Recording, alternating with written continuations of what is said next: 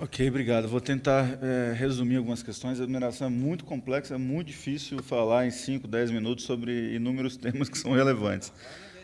É, pois é, mas bom, só não perdendo o gancho da situação dos trabalhadores do garimpo, não queria deixar de falar. De fato, é importante lembrar que essas pessoas estão muitas vezes em condições análogas à escravidão, por exemplo. Eu mesmo fiz matérias levantando, né, o número de operações feitas, os resgates feitos nesses garimpos. Então, o que, óbvio, você tem uma questão histórica, estrutural, que é piorada pela crise econômica, piorada pela reforma trabalhista do governo Temer, piorada pelas ações do governo Bolsonaro, né? E, obviamente, quem lucra com o garimpo, quem mantém a logística, as máquinas, são empresários multibilionários, e várias investigações demonstram isso.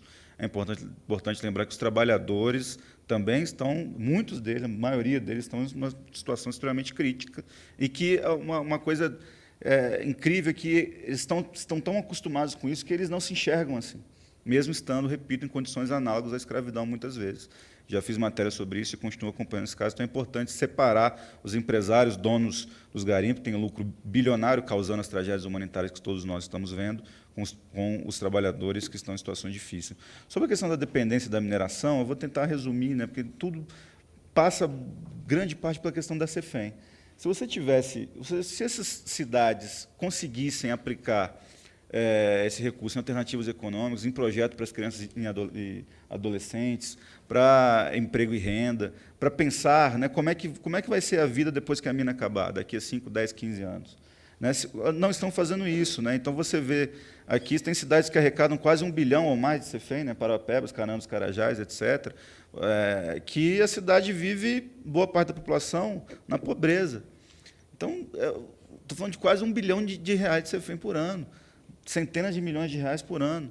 Então, não tem como você mudar essa realidade, mudar esse modelo na situação atual que a gente está. Sem transparência, sem acompanhamento, você vê que não tem um retorno, e as cidades ficam presas nesse ciclo, né, de dependência da mineração. E, como eu disse, em Minas Gerais você tem dezenas de exemplos assim, que as cidades simplesmente não melhoram, não se desenvolvem, as pessoas... E o passivo ambiental da mineração é muito grande. Quem que vai cuidar dessas barragens que ficam? Quem que vai... Obviamente, você não recupera, né, uma montanha que é destruída, triturada, etc., mas e o passivo das barragens? Claro que as empresas deveriam ser responsáveis, muitas vezes não são. Né? Você tem N casos de minas abandonadas, né? Poços de Caldas, por exemplo, né? Com rejeitos radioativos. Está abandonado lá até hoje, situação extremamente complexa. Pegando o gancho do que a Rebeca falou, por exemplo. A questão das emissões, né? É um setor que emite, eu citei, 107 milhões de toneladas de CO2 equivalente em 2020, isso aumentou um pouco em 2021. Eu estudei esses dados desde os anos 70, desde 71 para cá, aumentou muito e não reduziu nos últimos anos. É claro que é super válido que o setor tenha medidas de inovação para reduzir a questão do hidrogênio verde, etc., mas você tem muito greenwashing, que a gente chama, né? Maquiagem verde, soluções muito paliativas, muito pontuais, locais, que não têm um impacto real na cadeia inteira. Né? A mineração, o gargalo maior é no impacto de escopo 3, que a gente chama, né? Que é justamente na cadeia global da mineração. Quando você vai ver as emissões das empresas, é um nível extremamente alto. E muitas vezes esse escopo 3 fica fora das metas de redução, de emissões, etc. Então, é muito fácil para uma empresa simular que está fazendo algo, quando, na verdade, são soluções muito limitadas, tanto do ponto de vista tecnológico, econômico, ambiental, climático, etc. A gente precisa romper e pressionar para que algo seja feito, de fato, não só na mineração, como em outros setores, obviamente. Né?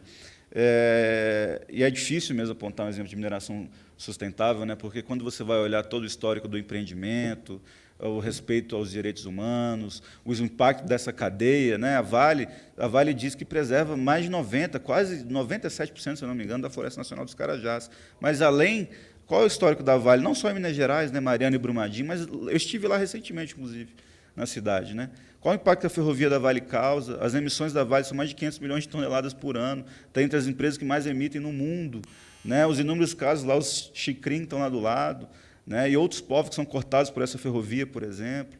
As pessoas mesmo da cidade que vivem no entorno, com conflitos muito sérios com a Vale, há muito tempo, não começou agora. Né? Assentamentos, casos de seguranças armados atirando contra assentamentos rurais na região ali de Parauapebas, também já reportei sobre isso. Então, o quão sustentável é isso. Uma coisa é você preservar uma floresta que é muito grande, então, proporcionalmente, seu projeto vai ocupar uma área pequena, mas e todo o histórico, todo o impacto que é causado, todas as violações de direitos que se acumulam de todas as frentes possíveis, né? E a Vale não é a única, né? Ela, obviamente, tem a relevância que tem pelo tamanho, então, falando entre as 3 maiores empresas de mineração do mundo, é a maior do Brasil, mas várias outras multinacionais atuam no país também violando direitos e passam impunes, passam ao largo, à margem, muitas vezes, da mídia, né? Então, assim, retornando à minha fala inicial e para fechar, é preciso repensar esse modelo mineral. O que o Brasil quer ser? Quer repetir os erros do passado, quer continuar exportando matéria-prima e não tendo nenhum retorno em desenvolvimento social e econômico? A gente quer começar realmente a tentar, pelo menos, mudar isso para deixar alguma coisa para gerações futuras, para nós que ainda estamos aqui e para gerações futuras.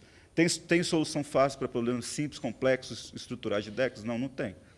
Você tem a possibilidade de começar a mudar a partir de uma série de iniciativas que demandam esforço, né, da sociedade, dos governos, das empresas, da academia, da sociedade civil, dos movimentos sociais, etc., das comunidades impactadas. Então, não vai ser realmente amanhã ou depois, mas é preciso começar a fazer alguma coisa, é essa a mensagem que eu quero deixar, e, obviamente, que todos acompanhem o trabalho do Observatório, que a gente entre em detalhes e a cobertura sistemática de todos esses assuntos que são relevantes da mineração, com muito mais detalhe do que a gente pode apresentar aqui. Agradeço novamente o convite e a oportunidade. Senhor presidente. Senhor presidente. Obrigado, Por favor, Maurício. Obrigado, Daniel. Obrigado, Rebeca. Quero também agradecer também. Sim. Alô. Queria fazer um comentário.